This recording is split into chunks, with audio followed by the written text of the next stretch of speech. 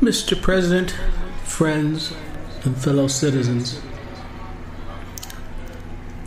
he who could address this audience without a galling sensation has stronger nerves than I have. I do not remember ever to have appeared as a speaker before any assembly more shrinkingly, nor with greater distrust of my ability than I do to this day. A feeling has crept over me, quite unfavorable to the exercise of my limited powers of speech. The task before me is one which requires much previous thought and study for its proper performance. I know that apologies of this sort are generally considered flat and unmeaning. I trust, however, that mine will not be so considered. Should I seem at ease, my appearance would much misrepresent me. The little experience I have had in addressing public meetings and country schoolhouses avails me nothing on the present occasion. The papers and placards say that I am to deliver a 4th of July oration. This certainly sounds large and out of the common way, for it is true that I have often had the privilege to speak in this beautiful hall and to address many who now honor me with their presence. But neither their familiar faces, nor the perfect gauge I think I have of Corinthian Hall seems to free me from embarrassment. The fact is, ladies and gentlemen, the distance between this platform and the slave plantation from which I escaped is considerable, and the difficulties to be overcome in getting from the latter to the former are by no means slight. That I am here today is to me a matter of astonishment as well as of gratitude. You will not, therefore, be surprised if in what I have to say I evince no elaborate preparation, nor grace my speech with any high-sounding exordium. With little experience and with less learning, I have been able to throw my thoughts hastily and imperfectly together, and trusting to your patient and generous indulgence, I will proceed to lay them before you. This, for the purpose of this celebration, is the 4th of July. It is the birthday of your national independence and of your political freedom. This is to you is what the Passover was to the emancipated people of God. It carries your minds back to the day and to the act of your great deliverance, and to the signs and to the wonders associated with that act and that day. This celebration also marks the beginning of another year of your national life, and reminds you that the Republic of America is now 76 years old. I am glad, fellow citizens, that your nation is so young.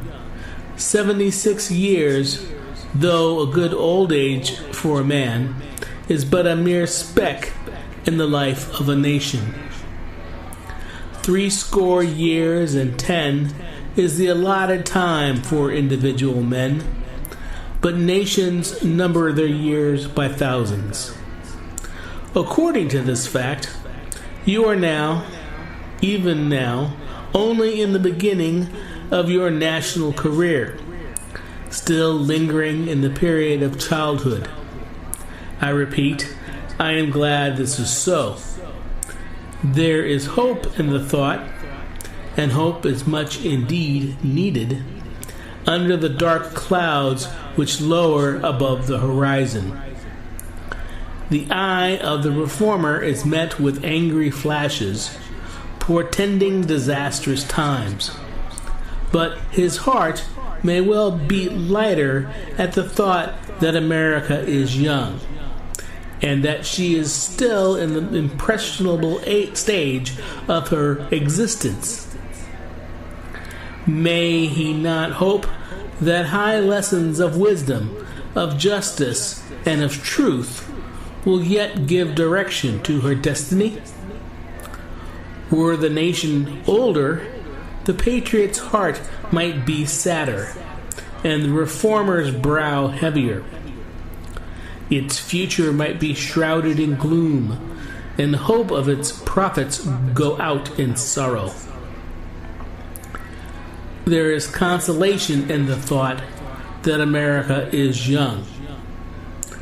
Great streams are not easily turned from channels worn deep in the course of ages.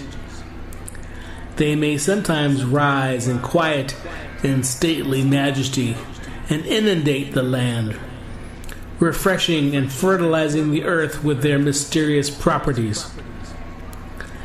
They may also rise in wrath and fury and bear away on their angry waves the accumulated wealth of years of toil and hardship.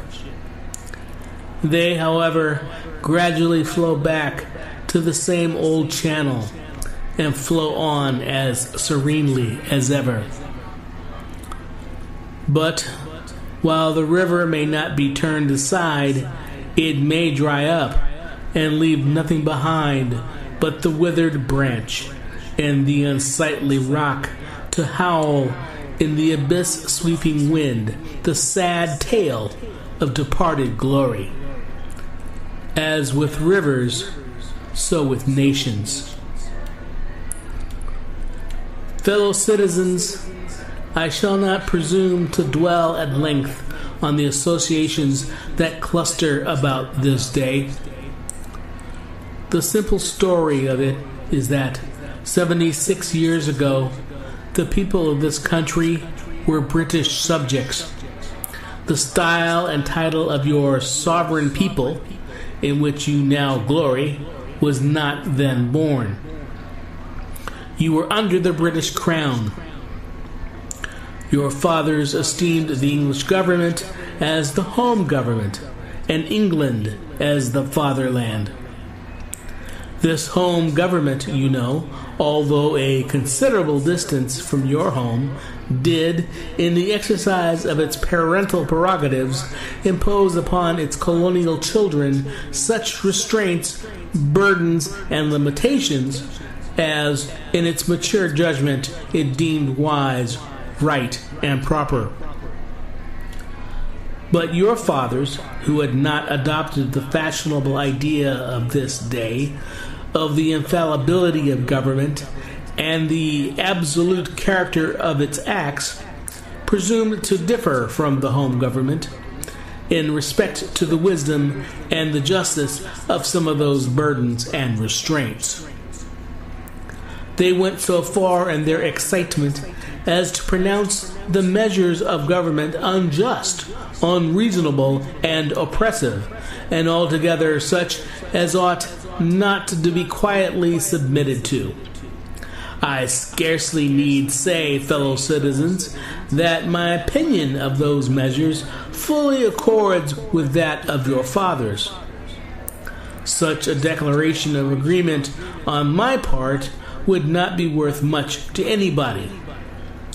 It would certainly prove nothing as to what part I might have taken had I lived during the great controversy of 1776.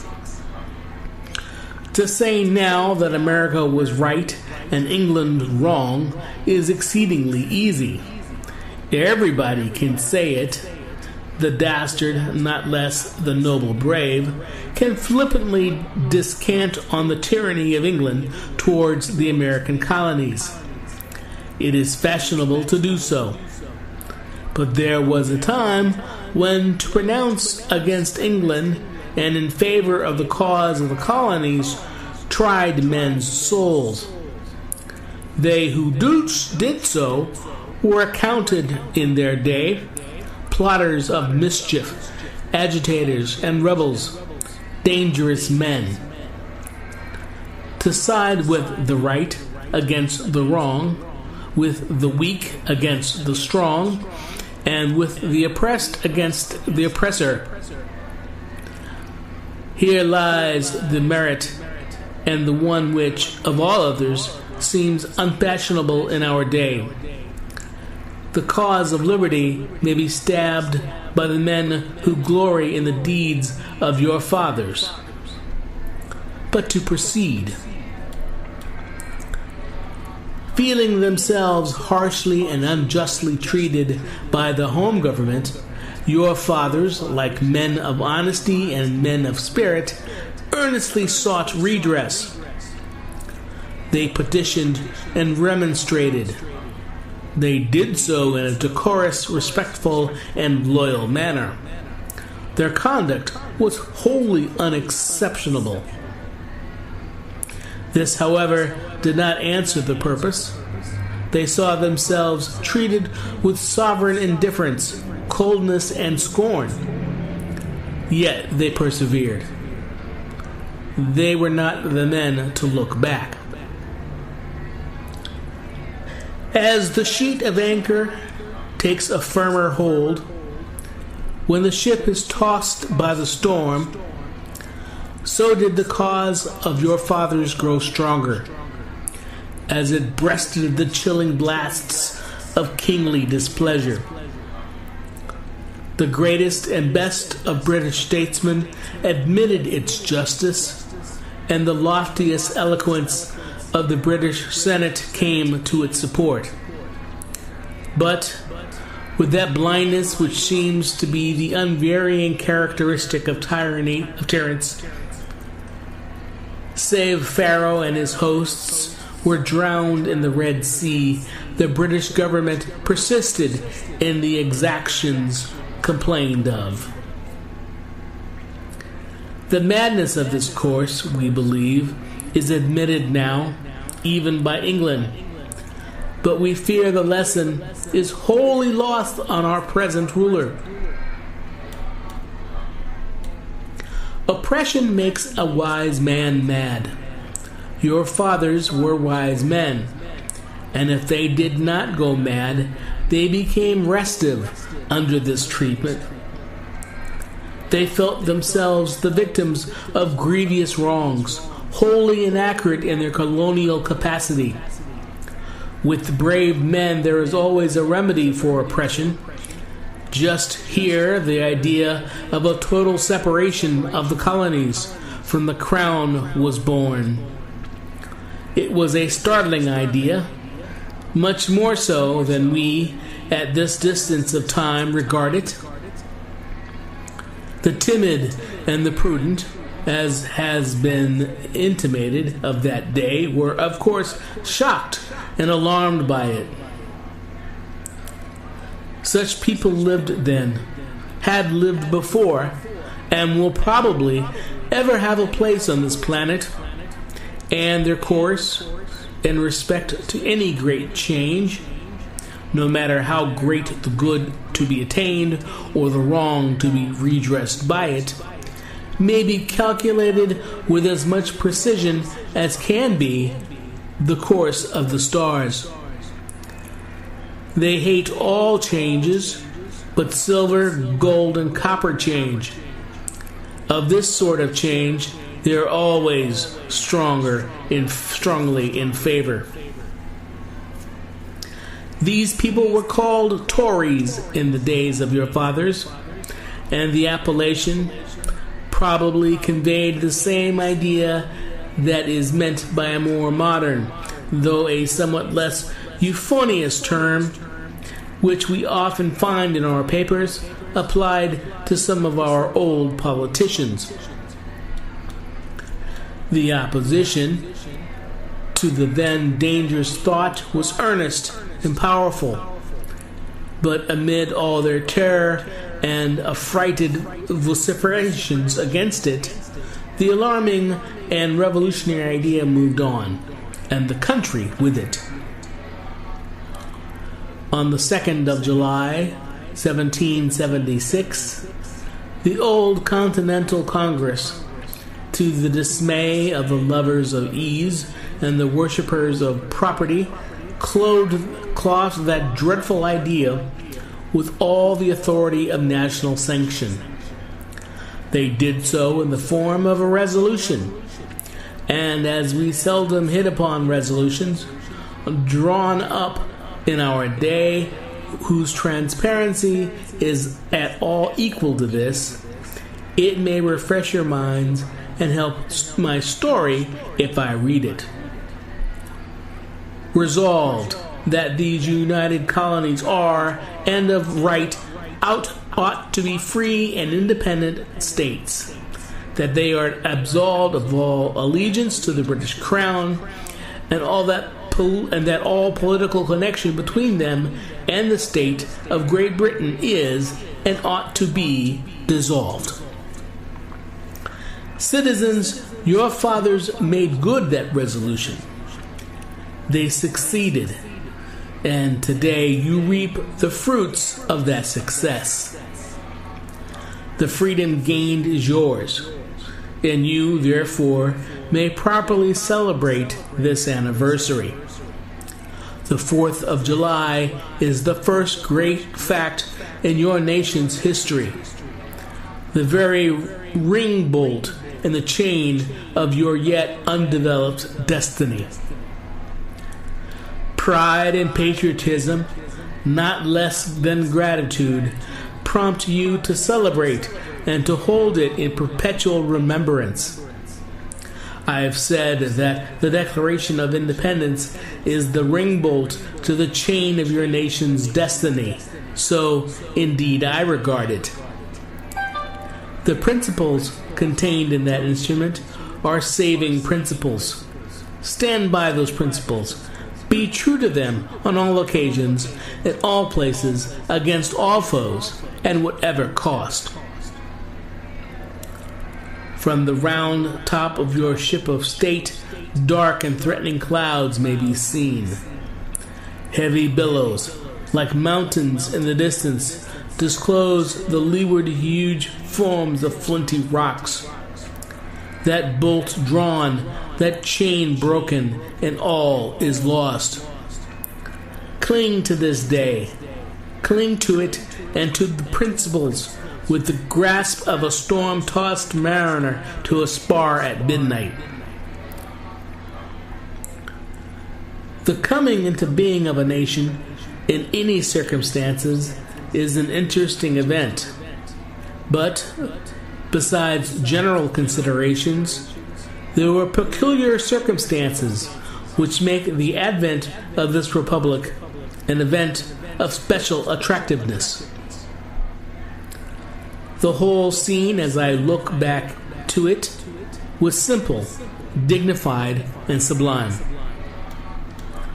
The population of the country at the time stood at the insignificant number of 3 millions. The country was poor in the munitions of war. The population was weak and scattered, and the country a wilderness unsubdued. There were then no means of concert and combination such as exist now. Neither steam nor lightning had then been reduced to order and discipline. From the Potomac to the Delaware was a journey of many days. Under these, the innumerable other disadvantages your fathers declared for liberty and independence were triumphed. Fellow citizens, I am not wanting in respect for the fathers of this republic. The signers of the Declaration of Independence were brave men. They were great men, too, great enough to give fame to a great age. It has not often happened to a nation to rise at one time such a number of truly great men. The point from which I am compelled to view them is not, certainly, the most favorable. and yet I cannot contemplate their great deeds with less than admiration. They were statesmen, patriots, and heroes, and for the good they did and the principles they contended for, I will unite with you to honor their memory. They loved their country better than their own private interests, and thus, though this is not the highest form of human excellence, all will concede that it is a rare virtue, and that when it is exhibited, it ought to command respect. He who will intelligently lay down his life for his country is a man whom it is not in human nature to despise. Your fathers staked their lives, their fortunes, and their sacred honor on the cause of their country. In their admiration of liberty, they lost sight of all other interests. They were peace men, but they preferred revolution to peaceful submission to bondage. They were quiet men, but they did not shrink from agitating against oppression. They showed forbearance, but they knew its limits. They believed in order, but not the order of tyranny. With them, nothing was settled that was not right. With them, justice, liberty, and humanity were final, not slavery and oppression. Ye may well cherish the memory of such men. They were great in their day and generation. Their solid manhood stands out the more as we contrast it with these degenerate times. How circumspect, exact, and proportionate were all their movements. How unlike the politicians of an hour. Their statesmanship looked beyond the passing moment and stretched away in strength into the distant future. They seized upon eternal principles and set a glorious example in their defense. Mark them. Fully appreciating the hardship to be encountered, firmly believing in the right of their cause, honorably inviting the scrutiny of an onlooking world, reverently appealing to heaven to attest thence their sincerity, soundly comprehending the solemn responsibility they were about to assume, wisely measuring the terrible odds against them, your fathers, the fathers of this republic, did, most deliberately, under the inspiration of a glorious patriotism, and with the sublime faith in the great principles of justice and freedom, lay deep the cornerstone of the national superstructure, which has risen and still rises in grandeur around you.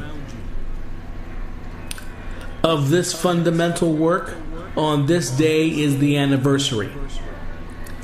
Our eyes are met with demonstrations of joyous enthusiasm. Banners and pennants wave exultingly on the breeze. The din of business, too, is hushed.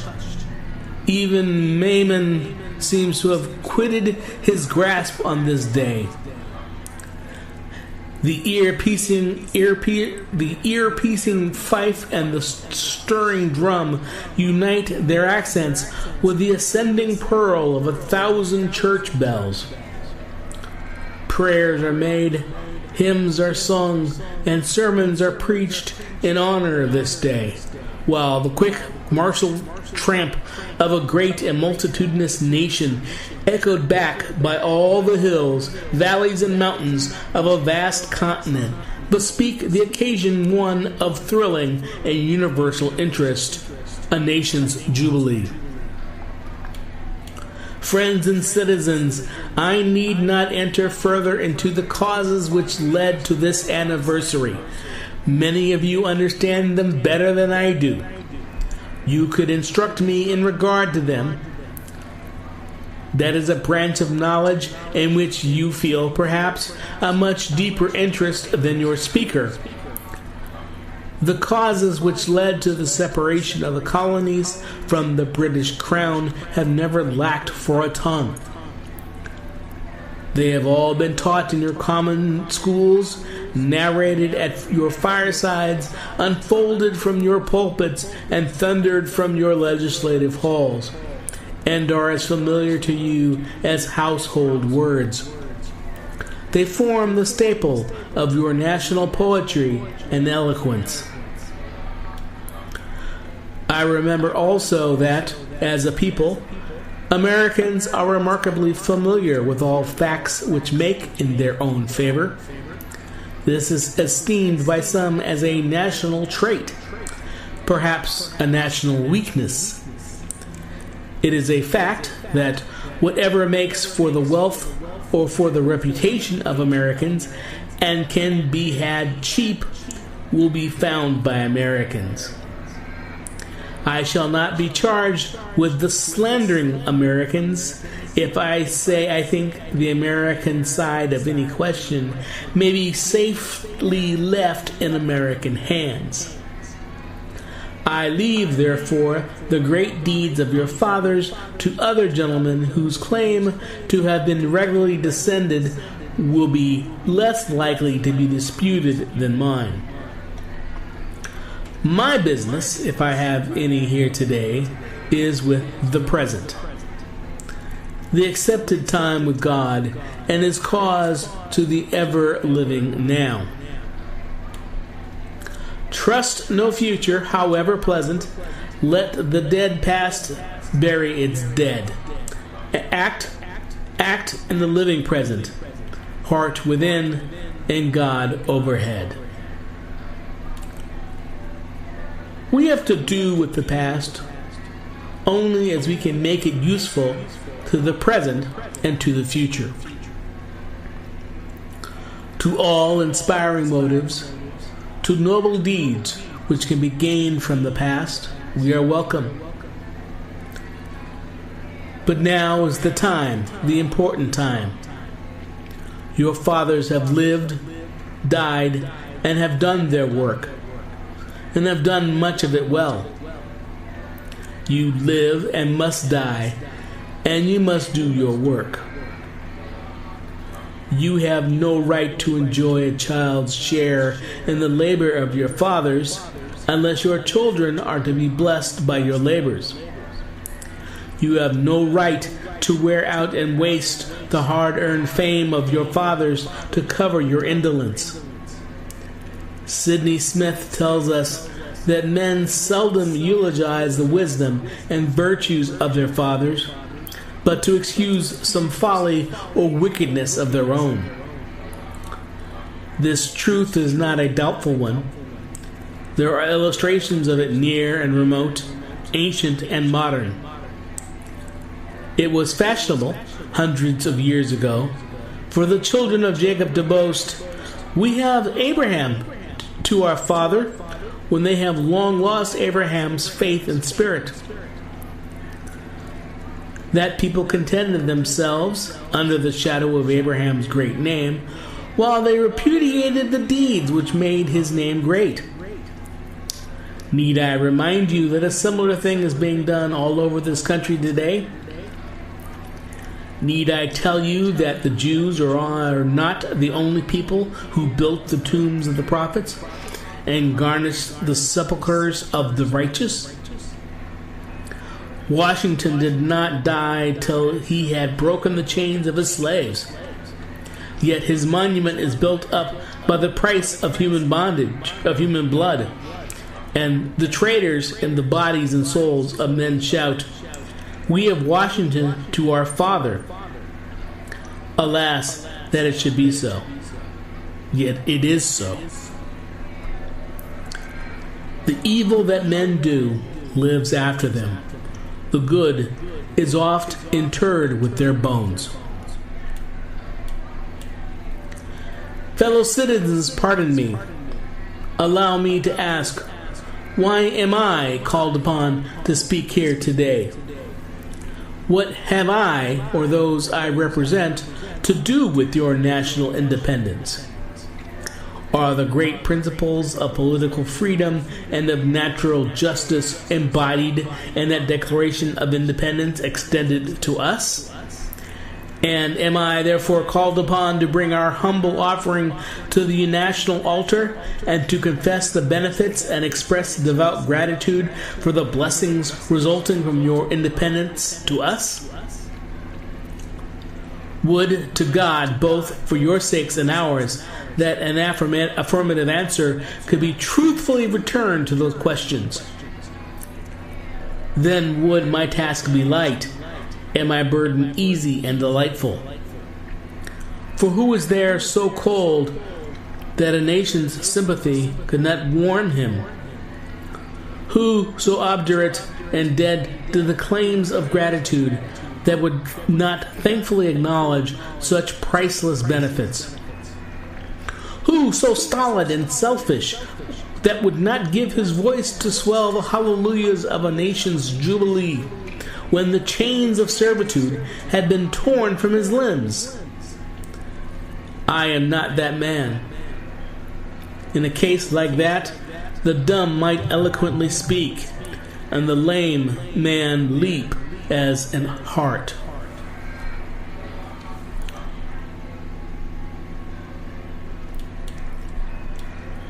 But such is not the state of the case.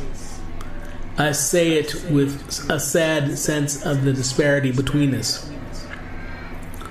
I am not included with the pale of the glorious anniversary. Your high independence only reveals the immeasurable distance between us. The blessings in which you this day rejoice are not enjoyed in common. The rich inheritance of justice, liberty, prosperity, and independence bequeathed by your fathers is shared by you, not by me. The sunlight that brought life and healing to you has brought stripes and death to me.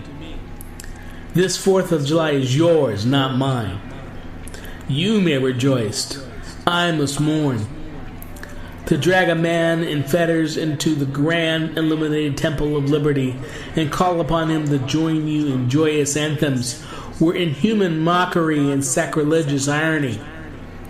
Do you mean, citizens, to mock me by asking me to speak today? If so, there is a parallel to your conduct, and let me warn you that it is a dangerous copy of the example of a nation whose crimes, lowering up to heaven, were thrown down by the breath of the Almighty, burying that nation in irrecoverable ruin. I can today take up the plaintive lament of a peeled and woe-smitten people. By the rivers of Babylon there we sat down, yea, we wept when we remembered Zion. We hanged our harps upon the willows in the midst thereof, for there that they carried us away captive required of us a song, and they who wasted us required of us mirth, saying, Sing us one of the songs of Zion. How can we sing the Lord's song in a strange land? If I forget thee, O Jerusalem, let my right hand forget her cunning. If I do not remember thee, let my tongue cleave to the roof of my mouth. Fellow citizens, above your national tumultuous joy, I hear the mournful wail of millions, whose chains, heavy and grievous yesterday, are today rendered more intolerable by the jubilee shouts that reach them. If I do forget, if I do not faithfully remember those bleeding children of sorrow this day, may my right hand forget her cunning, and may my tongue cleave to the roof of my mouth. To forget them, to pass lightly over their wrongs, and to chime in with the popular theme, would be treason most scandalous and shocking, and would make me a reproach before God and the world. My subject, then, fellow citizens, is American slavery. I shall see this day and its popular characteristics from the slave's point of view. Standing there identified with the American bondman, making his wrongs mine, I do not hesitate to declare with all my soul that the character and conduct of this nation never looked blacker to me than on this 4th of July. Whether we turn to the declarations of the past or to the professions of the present, the conduct of the nation seems quite equally hideous and revolting. America is false to the past, false to the present, and solemnly binds herself to be false to the future. Standing with God and the crushed and bleeding slave on this occasion, I will, in the name of humanity, which is outraged, to the name of liberty, which is fettered, in the name of the Constitution and the Bible, which are disregarded and trampled upon, dare to call in question and to denounce with all the emphasis I can command everything that serves to perpetuate slavery, the great sin and shame of America. I will not equivocate. I will not excuse. I will use the severest language I can command, and yet not one word shall escape me that any man whose judgment is not blinded by prejudice, or who is not at heart a slaveholder, shall not confess to be right and just. But I fancy I hear some of my audience say, it is just in this circumstance that you and your brother abolitionists fail to make a favorable impression on the public mind. Would you argue more and don't denounce less? Would you persuade more and rebuke less? Your cause would be much more likely to succeed. But, I submit, where all is plain, there is nothing to be argued. What point in the anti-slavery creed would you have me argue? On what branch of the subject do the people of this country need light? Must I undertake to prove that the slave is a man? That point is conceded already. Nobody doubts it. The slaveholders themselves acknowledge it in the enactment of laws for their government. They acknowledge it when they punish disobedience on the part of the slave. There are 72 crimes in the state of Virginia, which, if committed by a black man, no matter how ignorant he be, subject him to the punishment of death, while only 2 of the same crimes will subject a white man to the like punishment. What is this but the acknowledgement that the slave is a moral, intellectual, and responsible being? The manhood of the slave is conceded. It is admitted in the fact that the Southern statute books are covered with enactments forbidden under severe fines and penalties, the teaching of the slave to read or to write. When you can point to any such laws in reference to the beasts of the field, then I may consent to argue that the manhood of the slave, when the dogs in your streets, when the fowls of the air, when the cattle on your hills, when the fish of the sea and the reptiles that crawl shall be unable to distinguish the slave from a brute, then I will argue with you that the slave is a man. For the present, it is enough to affirm the equal manhood of the Negro race.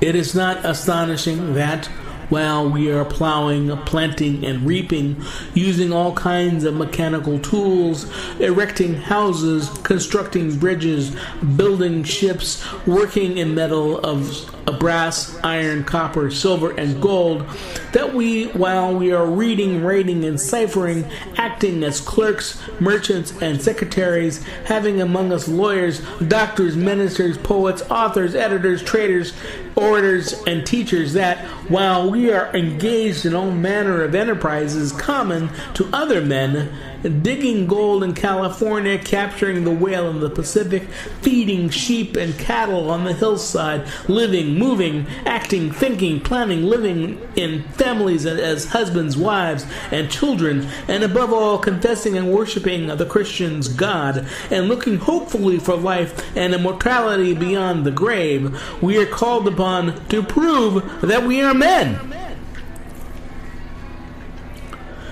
Would you have me argue that man is entitled to liberty? that he is the rightful owner of his own body? Ye have already declared it. Must I argue the wrongfulness of slavery? Is that a question for Republicans? Is it to be settled by the rules of logic and argumentation as a matter beset with great difficulty, involving a doubtful application of principle of justice, hard to be understood? How should I look today in the presence of Americans, dividing and subdividing a discourse to show that men have a natural right to freedom? Speaking of it relatively, positively, negatively, and affirmatively, to do so would be to make myself ridiculous and to offer an insult to your understanding. There is not a man beneath the canopy of heaven that does not know that slavery is wrong for him. What am I to argue that is wrong to make men brutes, to rob them of their liberty, to work them without wages, to keep them ignorant of their relations to their fellow men, to beat them with sticks, to flay their flesh with the lash, to load their limbs with irons, to hunt them with dogs, to sell them at auction, to sunder their families, to knock out their teeth, to burn their flesh, to starve them into obedience and submission to their masters? Must I argue that a system thus marked with blood and stained with pollution is wrong? No, I will not. I have better employments for my time and strength than such arguments would imply. What then remains to be argued? Is it that slavery is not divine, that God did not establish it, that our doctors of divinity are mistaken? There is blasphemy in the thought. That which is inhuman cannot be divine. Who can reason on such a proposition, that they that can, I may, cannot? The time for such argument is past. At a time like this, scorching irony, not convicting argument, is needed. Oh, had I the ability, could I reach the nation's ear, I would today pour out a fiery stream of biting ridicule, blasting reproach, withering sarcasm, and stern rebuke. For it is not light that is needed, but fire. It is not the gentle shower, but thunder. We need the storm, the whirlwind, and the earthquake. The feeling of the nation must be quickened, the conscience of the nation must be roused, and the propriety of the nation must be startled. The hypocrisy of the nation must be exposed, and its crimes against God and man must be proclaimed and denounced. What to the American slave is your 4th of July? I answer, a day that reveals to him more than all other days in the year the gross injustice and cruelty to which he is the constant victim. To him, your celebration is a sham, your boasted liberty an unholy license, your national greatness swelling vanity. Your sounds of rejoicing are empty and heartless. Your denunciations of tyrants, brass-fronted impudence. Your shouts of liberty and equality, hollow mockery. Your prayers and hymns, your sermons and thanksgivings, with all your religious parade or solemnity, are to him more bombast, fraud, deception, impiety, and hypocrisy. A thin veil to cover up crimes which would drag disgrace a nation of savages. There is not a nation on the earth guilty of practices more shocking and bloody than are the people of these United States at this very hour. Go where you may, search where you will, roam through all the monarchies and despotisms of the old world, travel through South America and search out every abuse, and when you have found the last, lay by your facts by the side of the everyday practices of this nation, and you will say with me that for revolting barbarity and shameless hypocrisy, America reigns without a rival. Take the American slave trade, which we are told by the papers is especially prosperous just now. Ex-Senator Benton tells us that the price of men was never higher than now. He mentions the fact to show that slavery is in no danger. This trade is one of the peculiarities of American institutions. It is carried on in all the large towns and cities in one half of this confederacy, and millions are pocketed every year by dealers in this horrid traffic. In several states, this trade is the chief source of wealth. It is called, in contradistinction to the foreign slave trade, the internal slave trade. It is probably called so too in order to divert from it the horror with which the foreign slave trade is counterplanted. That trade has long since been denounced by this government as piracy.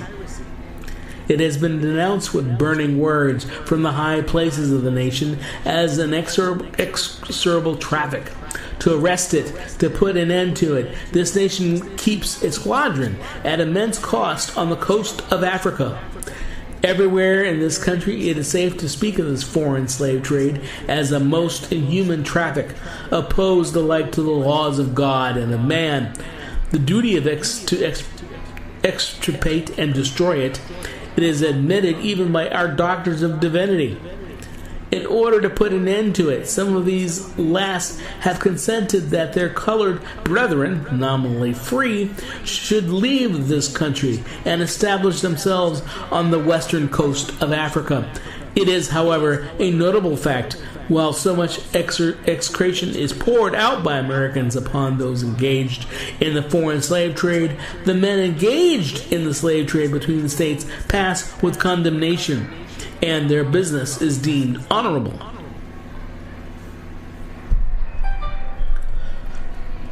Behold the practical operation of this internal slave trade, the American slave trade, sustained by American politics and American religion.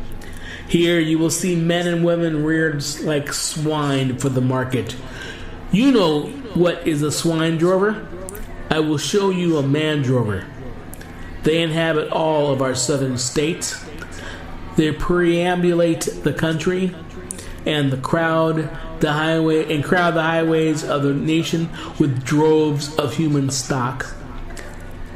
You will see one of these human flesh jobbers armed with pistol, whip, and bowie knife, driving a company of 100 men, women, and children from the Potomac to the slave market at New Orleans.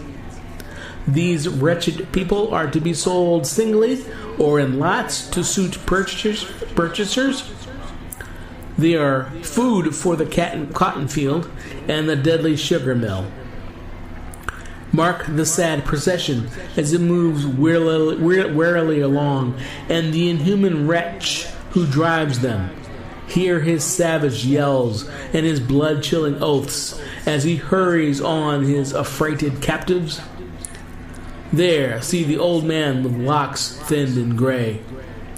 Cast one glance, if you please, upon that young mother whose shoulders are bare to the scorching sun, her briny tears falling on the brow of the babe in her arms. See, too, that girl of 13 weeping, yes, weeping, as she thinks of the mother from whom she has been torn.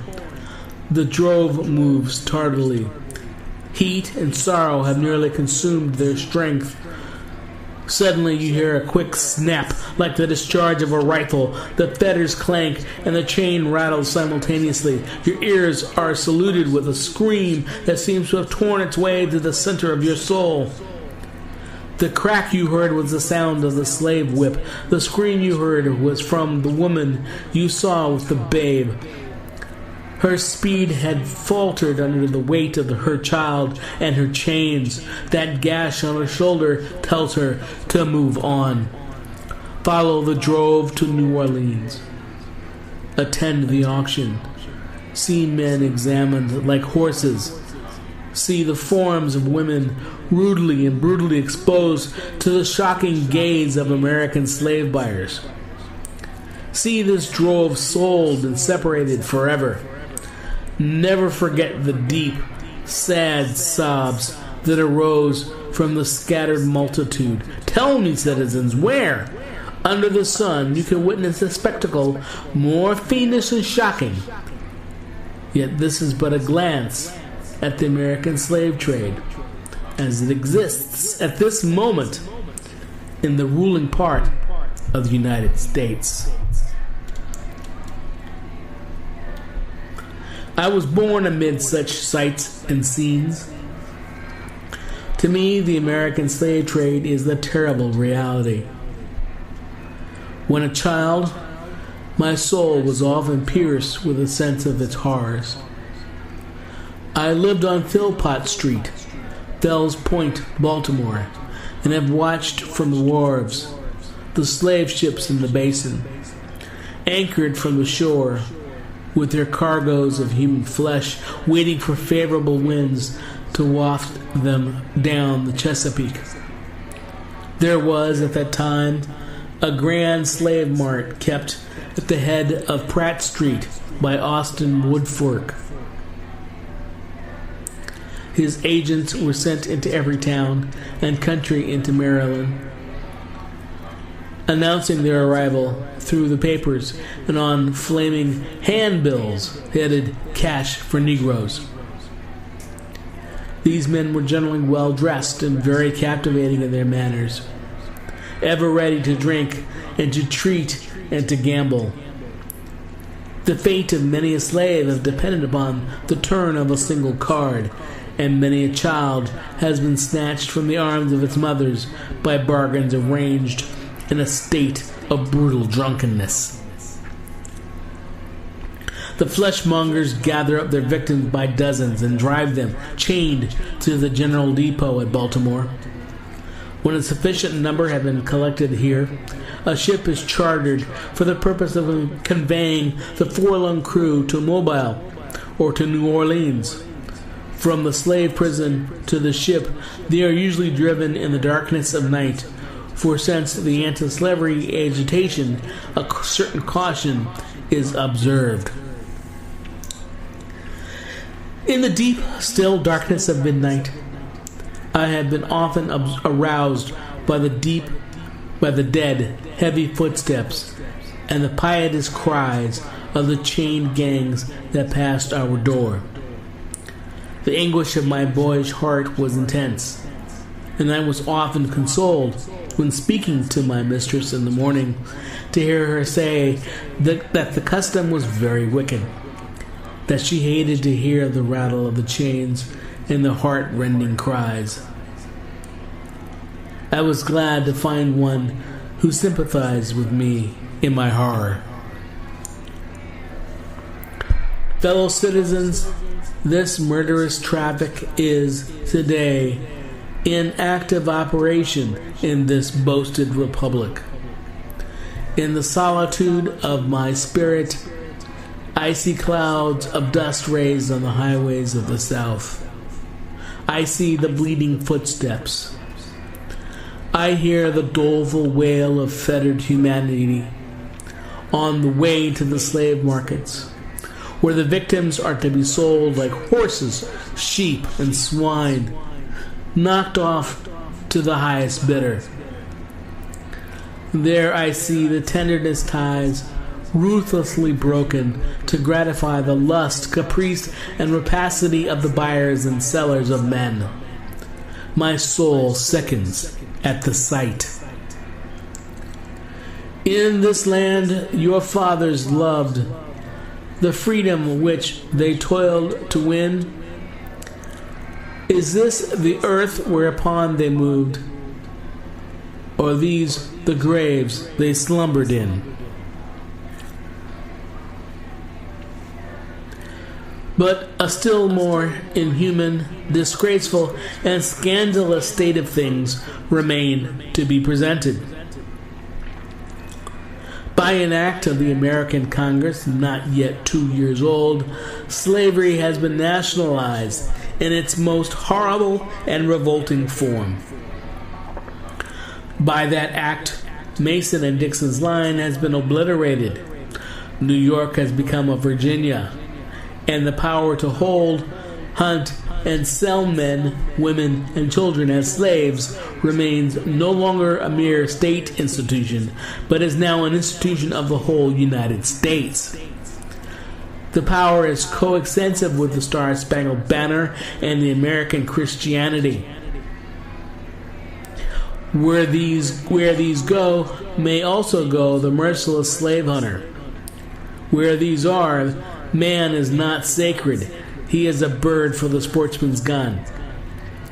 By that most foul and fiendish of all human decrees, the liberty and person of every man are put into peril.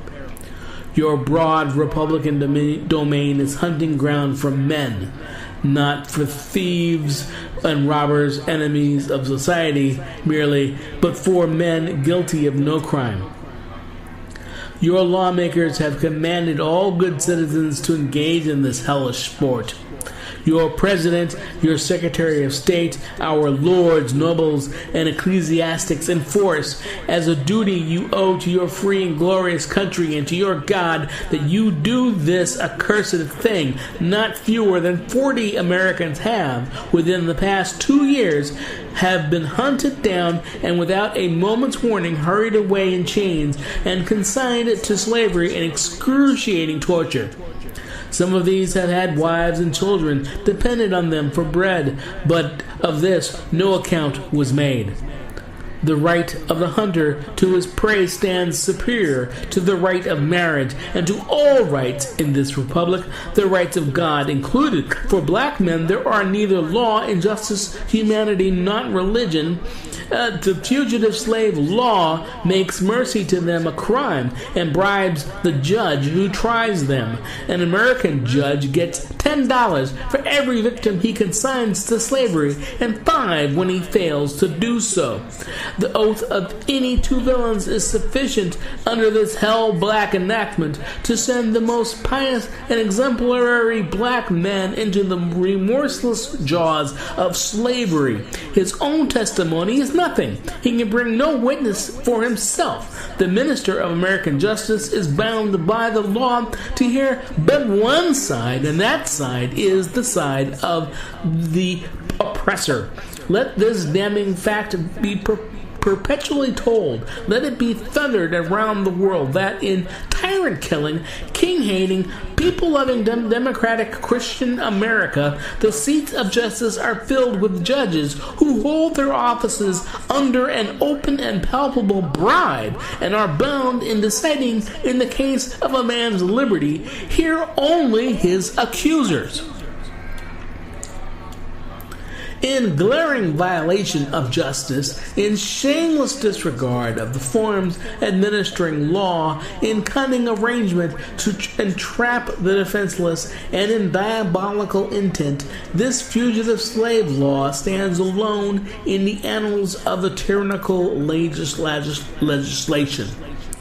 I doubt if there be another nation on the globe having the brass and the baseness to put such a law on the statute books. If any man in this assembly thinks differently from me in this manner and feels able to disprove my statements, I will gladly confront him at any suitable time and place he may select. I take this law to be one of the grossest infringements of Christian liberty, and if the churches and ministries of our country were not stupidly blind or most wickedly indifferent, they too would so regard it. At the very moment that they are thanking God for the enjoyment of civil and religious liberty and for the right to worship God according to the dictates of their own consciousness, they are utterly silent in respect to the law which robs religion of its chief significance and makes it utterly worthless to a world lying in wickedness.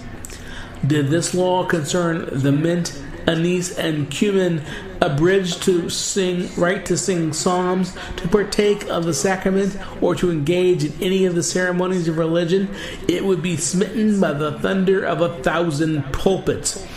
A general should a general shout would go up from the church demanding repeal, instant repeal, and it would go hard with the politician who presumed to solicit the votes of the people without inscribing this motto on his banner. Further, in this demand were not complied with, another Scotland would be added to the history of religious liberty, and the stern old Covenanters would be thrown into the shade.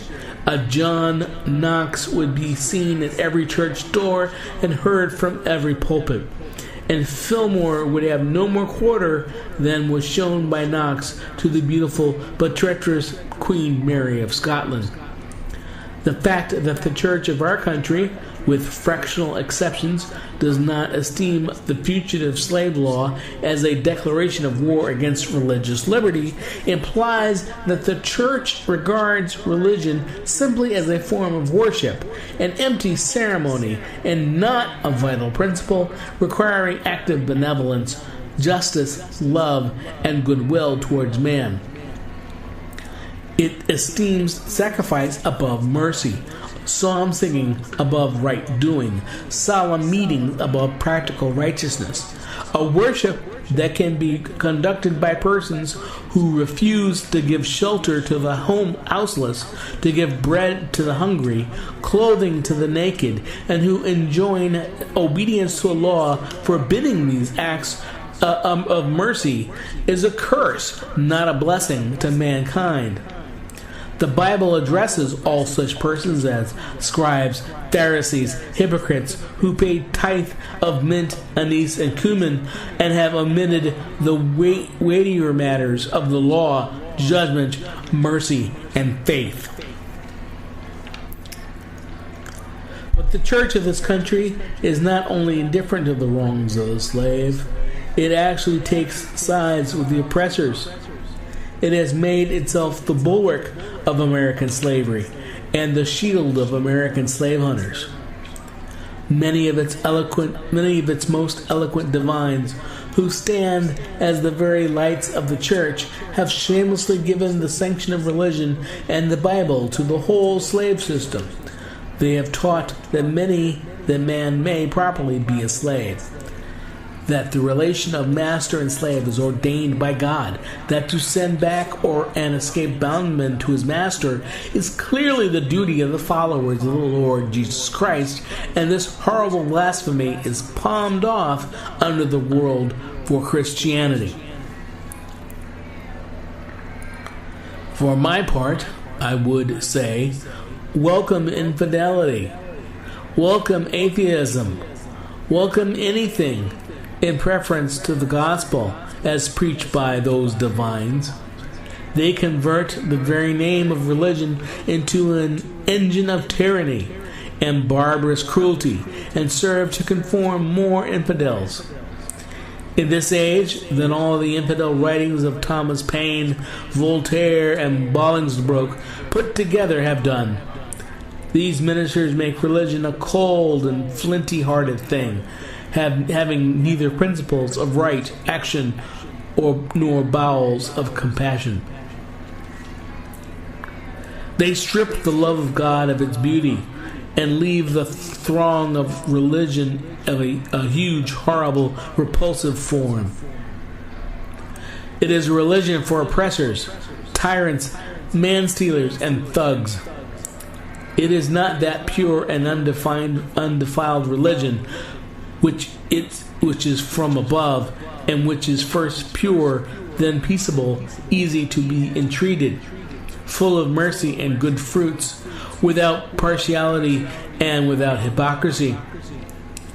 But a religion which favors the rich against the poor, which exalts the proud above the humble, which divides mankind into two classes, tyrants and slaves, which says to the man in chains, stay there, and to the oppressor, oppress on. It is a religion which may be professed and enjoyed by all the robbers and enslavers of mankind. It makes God a respecter of persons, denies his fatherhood of the race, and tramples in the dust the great truth of the brotherhood of man. All this we affirm to be true of the popular church and the popular worship of our land and nation.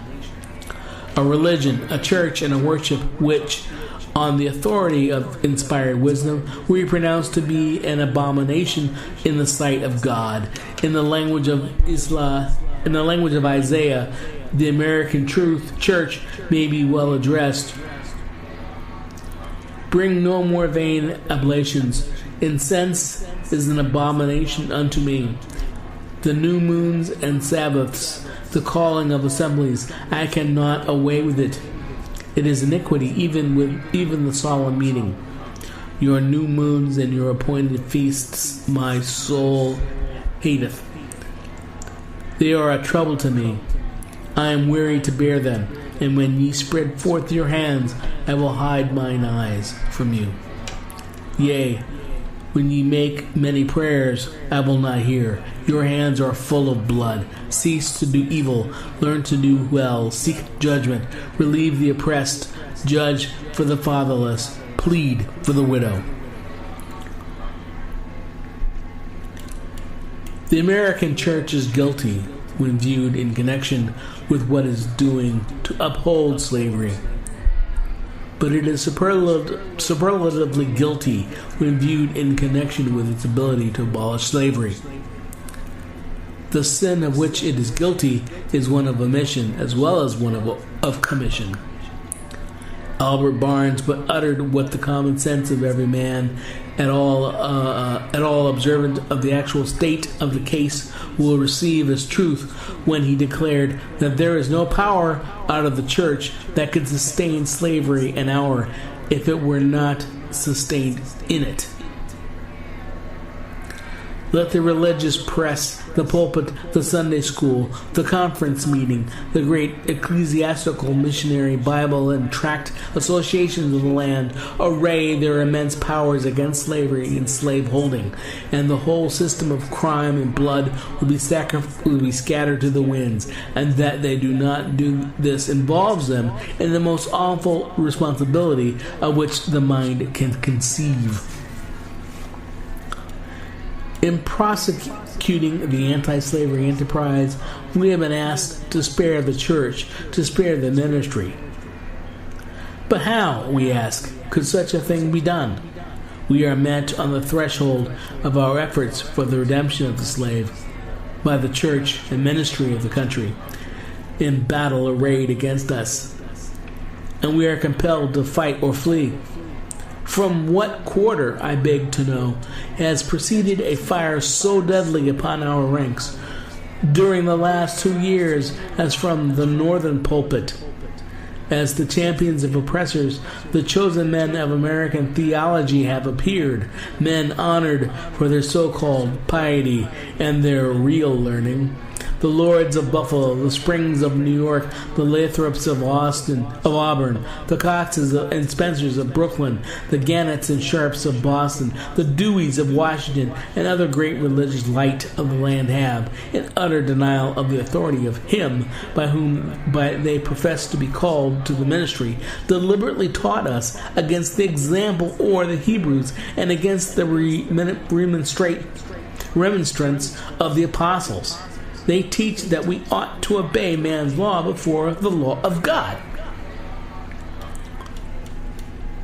My spirit wearies of such blasphemy, and how such men can be supported as the standing types of representatives of Jesus Christ is a mystery which I leave others to penetrate.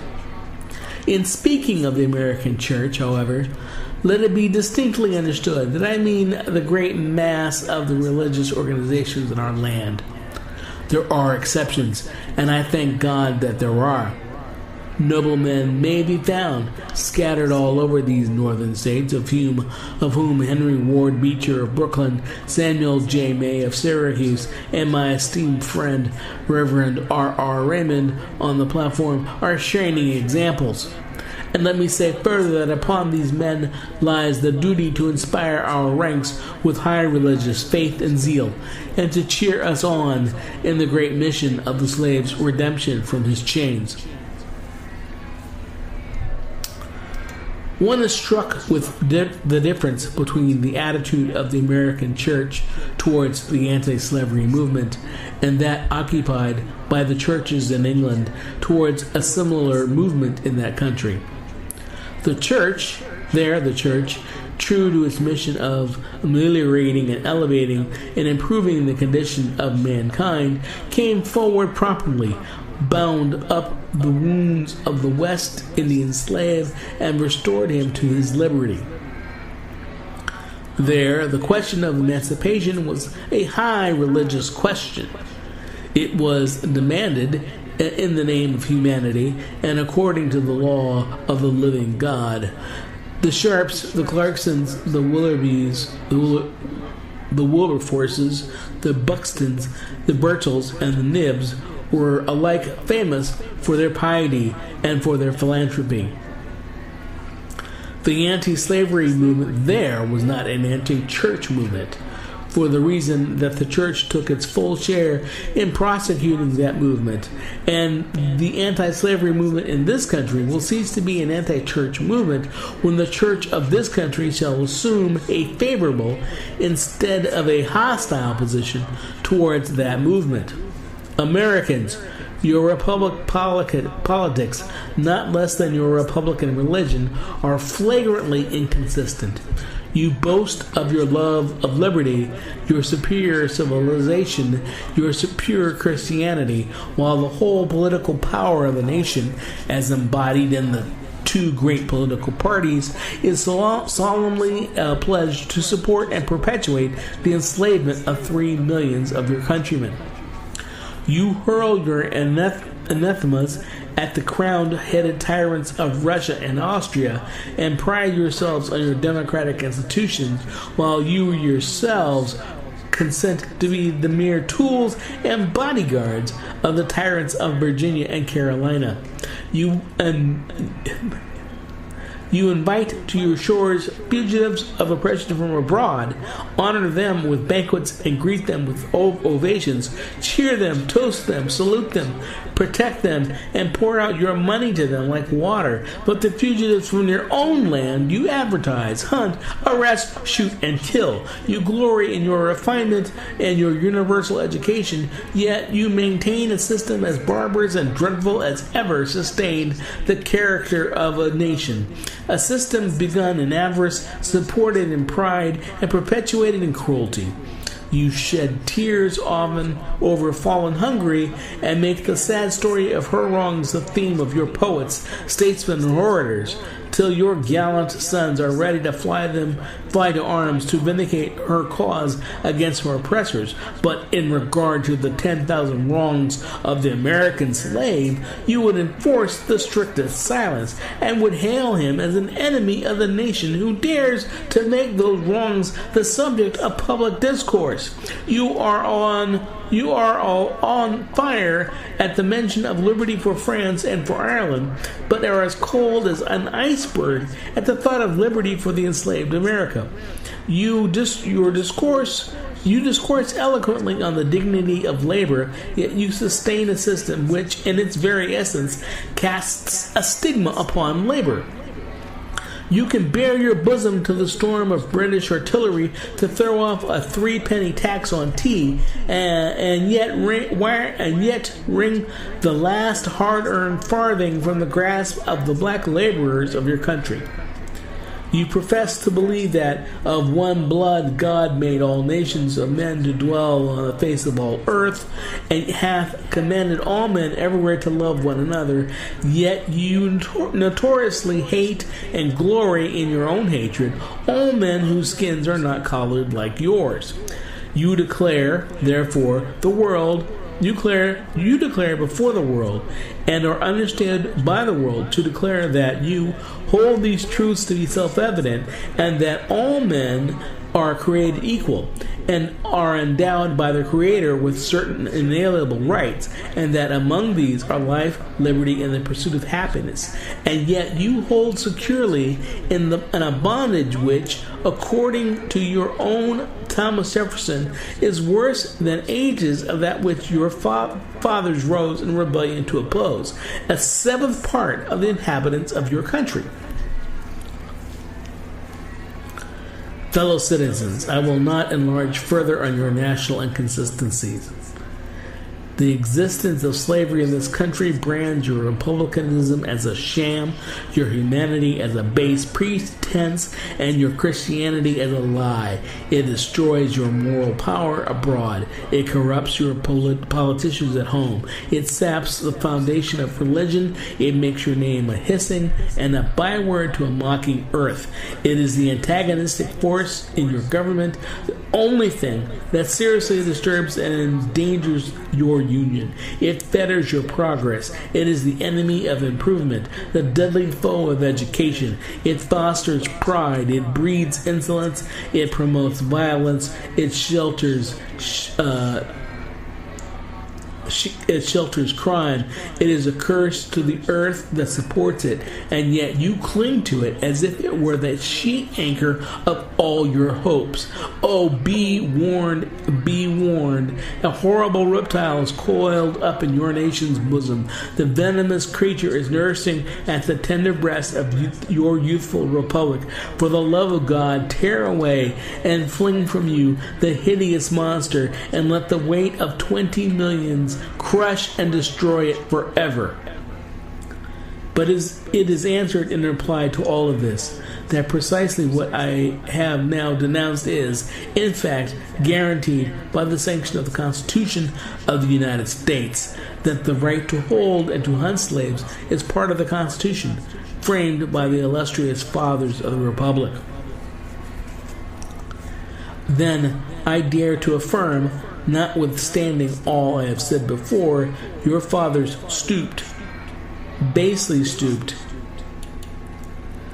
to palter with us in a double sense, and keep the word of promise to the ear, but break it to the heart. And instead of being the honest men I have before declared them to be, they were the veriest impostors that have ever practiced on mankind. This is the inevitable conclusion, and from there it is no escape. But I differ from those who charge this baseness on the framers of the Constitution of the United States. It is a slander upon their memory, at least so I believe. There is not time now to argue the constitutional question at length, nor have I the ability to discuss it outright as it ought to be discussed. The subject has been handled with masterly power by Lysander Spooner, Esquire, of William Goodell, by Samuel E. Sewell, Esquire, and last, though not least, by Garrett Smith, Esquire. These gentlemen have, as I think, fully and clearly vindicated the Constitution from any design to support slavery for an hour.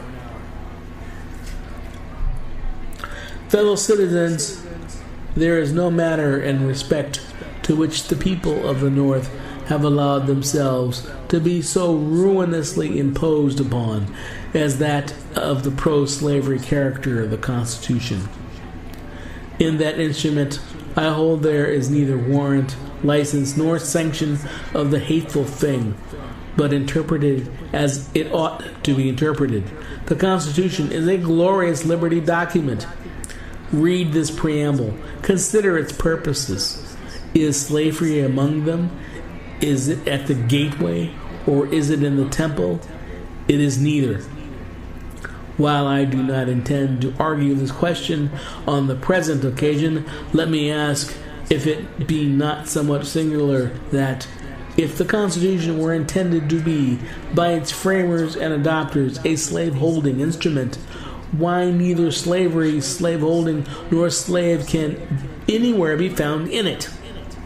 What would be thought of as an instrument drawn up, legally drawn up, for the purpose of entitling the city of Rochester to a tract of land in which no mention of land was made? Now, there are certain rules of interpretation for the proper understanding of all legal instruments. These rules are well established. They are plain, common sense rules, such as you and I, and all of us can understand and apply without having passed years in the study of law. I scout that the idea that the question of the constitutionality or unconstitutionality of slavery is not a question for the people. I hold that every American citizen has a right to form an opinion of the Constitution and to propagate that opinion, and to use all honorable means to make his opinion the prevailing one. Without this right, the liberty of an American citizen would be as insecure as that of a Frenchman. Ex-Vice President Dallas tells us that the Constitution is an object which no American mind can be too attentive and no American heart too devoted. He further says the Constitution, in his words, is plain and intelligible and is meant for the homebred and unsophisticated understandings of our fellow citizens. Senator Berrien tells us that the Constitution is the fundamental law, that which controls all others. The character of our Charter of our liberties, which every citizen has a personal interest in understanding thoroughly. The testimony of Senator Breeze, Lewis Cass, and many others that might be named, who are everywhere esteemed as sound lawyers, so regard the Constitution. I take it, therefore, that it is not presumption in a private citizen to form an opinion of that instrument. Now, take the Constitution according to its plain reading, and I defy the presentation of a single pro-slavery clause in it. On the other hand, it will be found to contain principles and purposes entirely hostile to the existence of slavery. I have detained my audience entirely too long already. At some future period, I will gladly avail myself of an opportunity to give this subject a full and fair discussion. Allow me to say, in conclusion, notwithstanding the dark picture I have this day presented of the state of the nation, I do not despair of this country. There are forces in operation which must inevitably work the downfall of slavery. The arm of the Lord is not shortened, and the doom of slavery is certain. I, therefore, leave off where I began, with hope, while the drawing encouragement from the Declaration of Independence, the great principles it contains, and the genius of American institutions, my spirit is also cheered by the obvious tendencies of the age. Nations do not now stand in the same relation to each other that they did ages ago. No nation can now shut itself up from the surrounding world and trot around in the same old path of its fathers without interference. The time was when such could be done.